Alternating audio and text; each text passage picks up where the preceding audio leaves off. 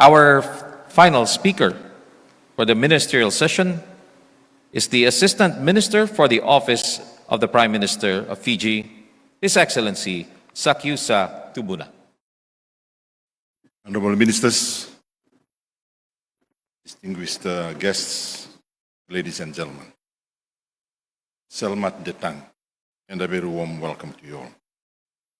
It's a pleasure to be here, and I would like to thank the organizers, particularly AIBD and ITU, for the invitation extended to me to attend this conference. Media plays a crucial role in achieving sustainable economic development in the post-pandemic period. In this unprecedented time, countries worldwide seeking to revive the economies and ensure long-term growth through effective communication strategies. Fiji's economy was widely decimated by COVID-19, given that the economy relies on tourism. And when the tourists are not arriving to our shores, economic growth was non-achievable.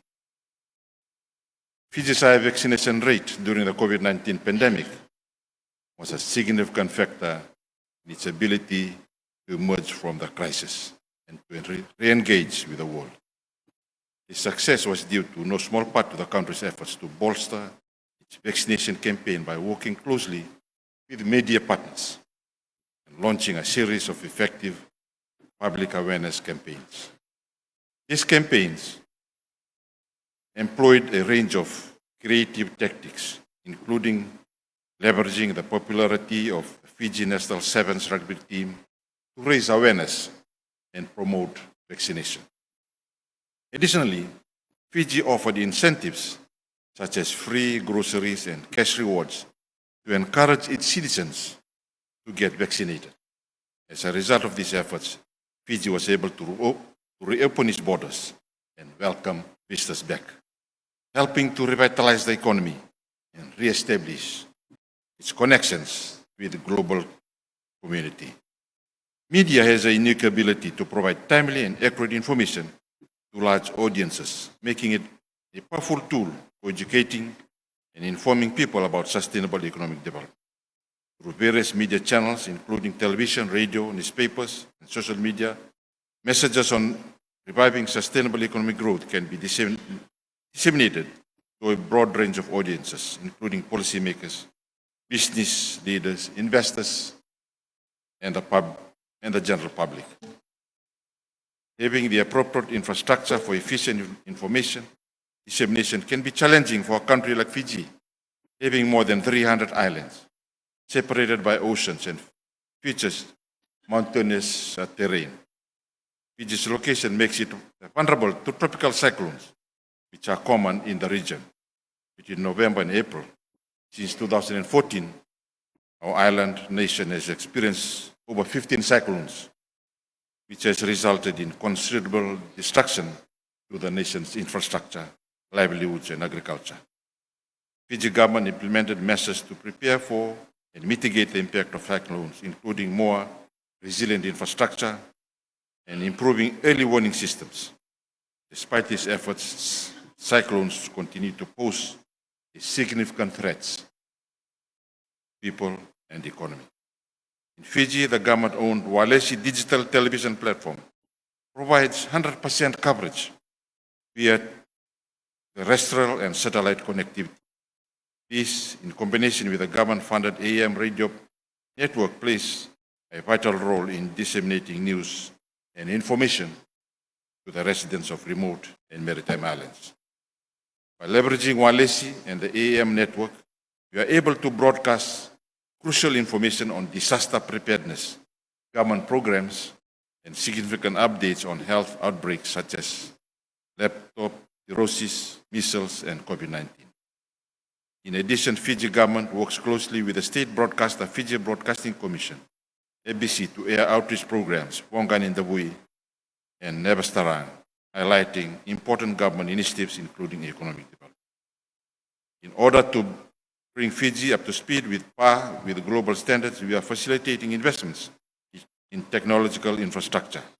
These include investments in areas such as testing and allocating 5G frequency, facilitating e-commerce and mobile wallets, researching and establishing a secondary lending cable for redundancy, and facilitating an environment that encourages technology companies to establish their presence in Fiji.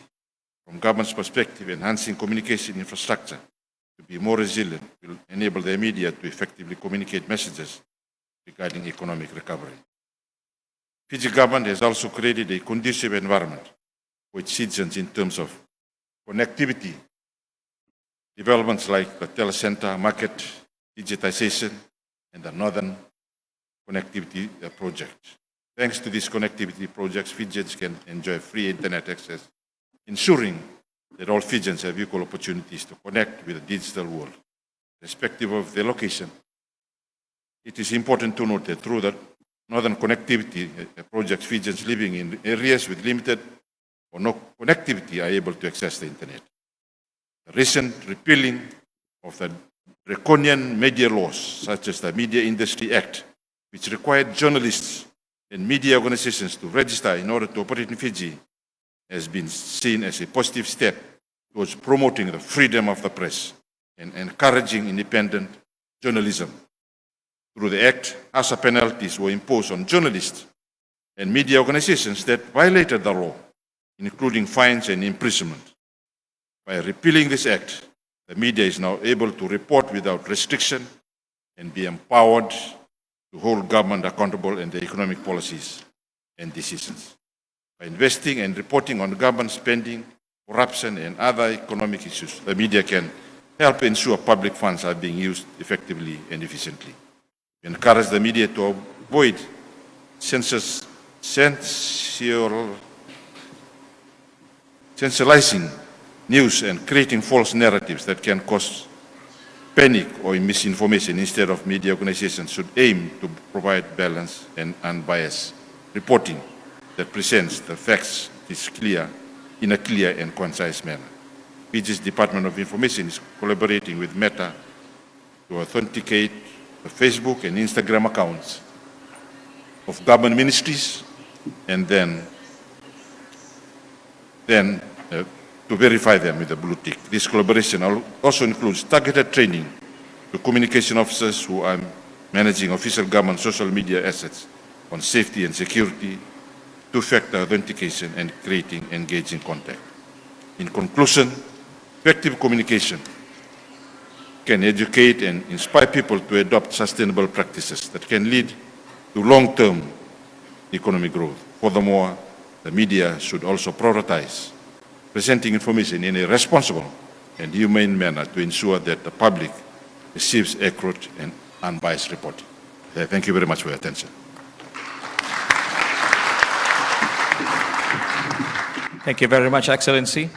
Also interesting to know that the importance of government radio and state broadcast in broadcast transmission in over 300 islands in your country, and the influence that media has been playing on people and policymakers, and your take on the preparations for enhanced connectivity. Thank you very much, Excellency.